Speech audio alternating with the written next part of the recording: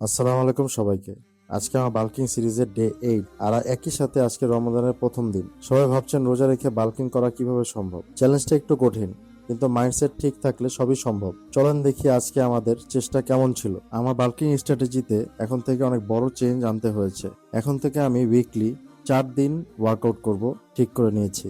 সেরিতে আমি ফোকাস করছি complex carb আর high প্রোটিনে। সবচেয়ে বড় চ্যালেঞ্জ হচ্ছে হাইড্রেশন। সেরির সময় যতটুকু পাচ্ছি পানি খেয়ে নিচ্ছি, যাতে মাসেল ডিহাইড্রেট না হয়। রোজা রেখে হেভি লিফটিং করা একটু রিস্ক, তাই আজকে আমি ওয়ার্কআউট শিফট করছি ইফতারের ঠিক 4 ঘন্টা পরে। ডে 8 আমার প্ল্যান ছিল আর্মস ডে। এনার্জি বাঁচানোর জন্য ভলিউম একটু কমিয়ে ইন্টেন্সিটি বাড়িয়ে দিয়েছি। শর্ট ওয়ার্কআউট কিন্তু এফেক্টিভ।